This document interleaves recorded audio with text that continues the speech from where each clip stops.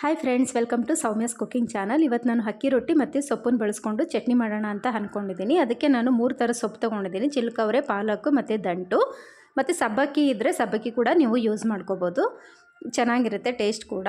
ಹಾಗೆ ಇದಕ್ಕೆ ನಾನು ರುಬ್ಬೋದಕ್ಕೆ ಈರುಳ್ಳಿ 1 ಮೀಡಿಯಮ್ ಸೈಜ್ ತೊಗೊಂಡಿದ್ದೀನಿ. ಹಾಗೆ 1 ಸ್ಪೂನಷ್ಟು ಕಾಯಿ ತೊಗೊಂಡಿದ್ದೀನಿ, 1 ಸ್ಪೂನು ಕಡಲೆ ತೊಗೊಂಡಿದ್ದೀನಿ, ಹಾಗೆ 1 ಪೀಸಷ್ಟು ಚಕ್ಕೆ ಕೂಡ ತೊಗೊಂಡಿದ್ದೀನಿ. ಇದನ್ನು ನಾನು ರುಬ್ಬಕ್ಕೆ ಬಳಸ್ಕೊತೀನಿ. ಹಾಗೆ ಖಾರಕ್ಕೆ ನಾನು ಹಸಿಮೆಣ್ಸಿನ್ಕಾಯನ್ನು ತೊಗೋತಾ ಇಲ್ಲ, ಸಾಂಬಾರು ಪೌಡರು ಇದು 1 ಸ್ಪೂನಷ್ಟು ತೊಗೊಂಡಿದ್ದೀನಿ. ನೀವು ಖಾರಕ್ಕೆ ಎಷ್ಟು ಬೇಕೋ ಅಷ್ಟು ನೋಡಿ ನೀವು ತೊಗೋಬೋದು. ನಮಗೆ 1 ಸ್ಪೂನ್ ಸಾಕಾಗುತ್ತೆ. ಹೀಗೆ ನಾನು ಇದು ಒಗ್ಗರಣೆಗೆ ಇದು ಬೆಳ್ಳುಳ್ಳಿ ಮತ್ತು ಕರಿಬೇವು, ಸಾಸಿವೆ ಇದಿಷ್ಟನ್ನು ಒಗ್ಗರಣೆಗೆ ಹಾಕೋತೀನಿ. ಈಗ ನಾನು ಮಾಡೋದು ಹೇಗೆ, ಹಾಗೆ ರುಚಿಗೆ ತಕ್ಕಷ್ಟು ಉಪ್ಪು. ಈಗ ನಾನು ಮಾಡೋದು ಹೇಗೆ ಅಂತ ಹೇಳ್ತೀನಿ ನೋಡಿ. ಒಂದು ಪಾತ್ರೆಯಲ್ಲಿ ನಾನು ನೀರಿಟ್ಕೊಂಡು ಫಸ್ಟು ಸೊಪ್ಪನ್ನ ಬೇಯಿಸಿಟ್ಕೊಂಡ್ಬಿಡ್ತೀನಿ. ಅದು ಚೆನ್ನಾಗಿ ಬೆಂದ ಮೇಲೆ ಒಂದು 5 ನಿಮಿಷ ಸಾಕು, ಬೆಂದೋಗ್ಬಿಡುತ್ತೆ. ಅದನ್ನು ನಾನು ಸೋಸಿ ಸಪ್ರೇಟಾಗಿ ಇಟ್ಕೋತೀನಿ. ಆ ಸೊಪ್ಪು ಸ್ವಲ್ಪ ಆರಬೇಕು ರುಬ್ಬೋದಕ್ಕೆ. ಅಷ್ಟೊತ್ತಿಗೆ ನಾನು ಅಕ್ಕಿ ಹಿಟ್ಟು ಅಂದರೆ ರೊಟ್ಟಿಗೆ ರೆಡಿ ಮಾಡ್ಕೋತೀನಿ. 1-1.5 ಗ್ಲಾಸಷ್ಟು ನಾನು ನೀರು ತೊಗೊಂಡಿದ್ದೀನಿ. ಹಾಗೆ ಸ್ವಲ್ಪ ರುಚಿಗೆ ಎಷ್ಟು ಬೇಕಷ್ಟು ಉಪ್ಪು ಕೂಡ ನಾನು ಆ್ಯಡ್ ಮಾಡ್ಕೊಂಡಿದ್ದೀನಿ. ಈಗ ನೀರು ಬಾಯ್ಲ್ ಆದಮೇಲೆ ಅದಕ್ಕೆ ನಾನು ಎಷ್ಟು ಬೇಕಷ್ಟು ನೋಡಿ ಅಕ್ಕಿ ಹಿಟ್ಟನ್ನ ಮಿಕ್ಸ್ ಮಾಡ್ಕೋತೀನಿ. ನೋಡ್ತಾ ಇದ್ದಾರಲ್ಲ, ಈ ಅದಕ್ಕೆ ಮಿಕ್ಸ್ ಆದರೆ ಸಾಕು. ಆಮೇಲೆ ಅದನ್ನು ಚೆನ್ನಾಗಿ ನಾದ್ಕೋಬೋದು. ಈಗ ನಾನು 1-2 ನಿಮಿಷ ಅದನ್ನು ಸ್ಲಿಮ್ಮಲ್ಲಿಟ್ಟು ಬೇಯಕ್ಕೆ ಇಟ್ಬಿಡ್ತೀನಿ.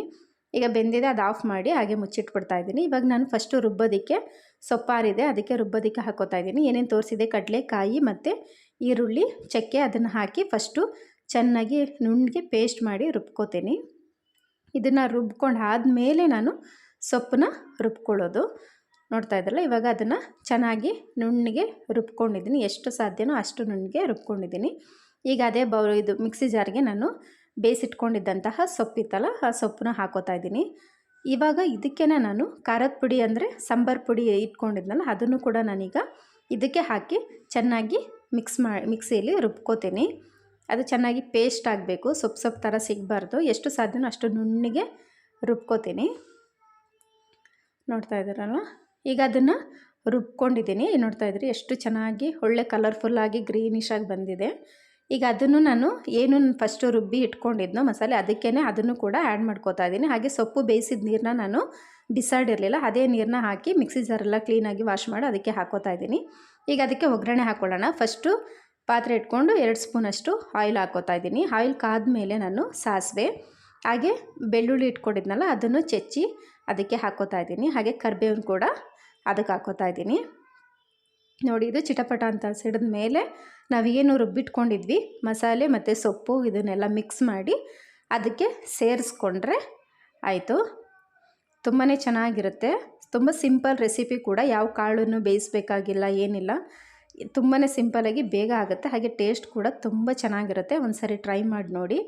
ನೋಡ್ತಾ ಇದ್ದಾರಲ್ಲ, ಈಗ ಅದನ್ನೆಲ್ಲ ನೀಟಾಗಿ ವಾಶ್ ಮಾಡಿ ಅದಕ್ಕೇ ಹಾಕೋತಾ ಇದ್ದೀನಿ. ಇದನ್ನು ಒಂದು 5-7 ನಿಮಿಷ ಕುದಿಸ್ಕೊಂಡ್ರೆ ಸಾಕು. ಏಕೆಂದರೆ ಸೊಪ್ಪು ಇದೆಲ್ಲ ನಾವು ಬೇಯಿಸಿರೋದ್ರಿಂದ ಬೇಗನೆ ಆಗುತ್ತೆ.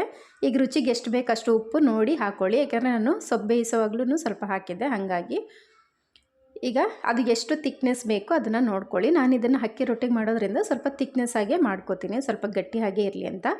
ಹಾಗೆ ಈ ಕಡೆ ಅಕ್ಕಿ ರೊಟ್ಟಿನ ನಾನು ಆಲ್ರೆಡಿ ಒಲೆಯಲ್ಲಿ ಮಾಡಿಟ್ಕೊಂಡಿದ್ನಲ್ಲ, ಅದನ್ನು ಈಗ ಬಿಸಿ ಇದ್ದಾಗಲೇ ಚೆನ್ನಾಗಿ ನಾದು ಇಟ್ಕೋಬೇಕು ಚಪಾತಿ ಅದಕ್ಕೆ. ಈಗ ನೋಡ್ತಾ ಇದ್ದಾರಲ್ಲ, ಈಗ ನನಗೆ ಯಾವ ಸೈಜಲ್ಲಿ ಬೇಕೋ ಆ ಸೈಜಲ್ಲಿ, ಅಂದರೆ ಮೀಡಿಯಮ್ ಸೈಜಲ್ಲಿ ನಾನು ತೊಗೊಂಡಿದ್ದೀನಿ. ಸ್ವಲ್ಪನೂ ಅಂಟೋದಿಲ್ಲ. ಹಾಗೆ ಇದು ರೊಟ್ಟಿ ಕೂಡ ತುಂಬಾ ಸ್ಮೂತಾಗಿ ಚೆನ್ನಾಗಿರುತ್ತೆ. ನೀವು ಸಂಜೆವರೆಗೆ ಇಟ್ಟರೂ ಅದು ಹಾಳಾಗಲ್ಲ, ಗಟ್ಟಿ ಆಗಲ್ಲ, ತುಂಬ ಚೆನ್ನಾಗಿರುತ್ತೆ. ಈಗ ನಾನು ಅದನ್ನು ಹಿಟ್ಟು ಹಾಕಿ, ಅಂದರೆ ಅಕ್ಕಿ ಹಿಟ್ಟು ಹಾಕಿನೇ ನಾನು ಲಟ್ಟಣಿಗೆಲೇ ಒತ್ಕೋತೀನಿ, ಚಪಾತಿ ಥರನೇ. ತುಂಬ ಚೆನ್ನಾಗಿ ಬರುತ್ತೆ, ಕೀಳಲ್ಲ, ಏನಿಲ್ಲ. ಹಾಗೆ ಆಯಿಲ್ ಏನು ಯೂಸ್ ಮಾಡೋವಂಥ ಅವಶ್ಯಕತೆ ಏನಿಲ್ಲ. ಹಾಗೆ ಹಿಟ್ಟು ಬಳಸ್ಕೊಂಡು ಮಾಡಿಕೊಂಡ್ರೆ ಆಯಿತು. ನೋಡ್ತಾ ಇದ್ದಾರಲ್ಲ, ಎಷ್ಟು ಅಳತೆಗೆ ಬೇಕು ನಾವು ಅಷ್ಟು ಅಳತೆಗೆ ಮಾಡಿಕೊಂಡ್ರೆ ಆಯಿತು. ಈ ಕಡೆ ಕರಿ ಕೂಡ ರೆಡಿ ಆಯಿತು.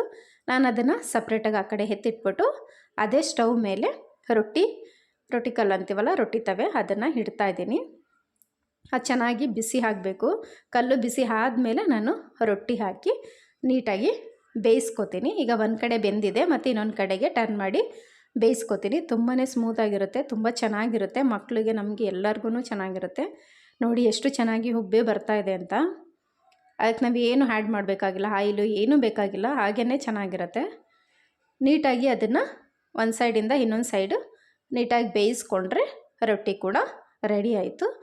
ರೊಟ್ಟಿ ಜೊತೆಗೆ ನಾನು ಇವಾಗ ತೋರಿಸಿದ್ನಲ್ಲ ಸೊಪ್ಪಿಂದು ಚಟ್ನಿ ತುಂಬಾ ಚೆನ್ನಾಗಿರುತ್ತೆ. ಒಂದು ಸರಿ ಟ್ರೈ ಮಾಡಿ ನೋಡಿ. ಹಾಗೆ ಸೊಪ್ಪು ಕೂಡ ಆರೋಗ್ಯಕ್ಕೂ ಕೂಡ ಒಳ್ಳೆಯದು. ಅದರಲ್ಲಿ ಟ್ರೈ ಮಾಡೋದ್ರಲ್ಲಿ ಏನೂ ತಪ್ಪಿಲ್ಲ. ಮಕ್ಕಳಿಗೆ ಒಂದು ರೂಪದಲ್ಲಿ ಅದು ಕೂಡ ಸೇರಿದಂಗೆ ಅನಿಸುತ್ತೆ. ನೋಡ್ತಾ ಇದ್ದೀರಲ್ಲ, ಇವಾಗ ರೊಟ್ಟಿ ಕೂಡ ರೆಡಿ ಆಯಿತು. ಈಗ ನಾವು ಬಿಸಿ ಬಿಸಿ ರೊಟ್ಟಿ ಜೊತೆ ಬಿಸಿ ಬಿಸಿ ಸೊಪ್ಪಿನ ಚಟ್ನಿ ರೆಡಿಯಾಗಿದೆ. ಸರ್ವ್ ಮಾಡೋಣ. ತುಂಬಾ ಟೇಸ್ಟಾಗಿರುತ್ತೆ ಫ್ರೆಂಡ್ಸ್. ನೋಡ್ತಾ ಇದ್ದೀರಲ್ಲ, ತುಂಬಾ ಚೆನ್ನಾಗಿರುತ್ತೆ. ಒಂದು ಸರಿ ಟ್ರೈ ಮಾಡಿ ನೋಡಿ. ಯಾರಿಗೆಲ್ಲ ಈ ವಿಡಿಯೋ ಲೈಕ್ ಆಯಿತು ಒಂದು ಲೈಕ್ ಕೊಡಿ, ಶೇರ್ ಮಾಡಿ, ಸಬ್ಸ್ಕ್ರೈಬ್ ಮಾಡಿ. ಮತ್ತೆ ನೆಕ್ಸ್ಟ್ ವಿಡಿಯೋದಲ್ಲಿ ಸಿಗೋಣ ಫ್ರೆಂಡ್ಸ್.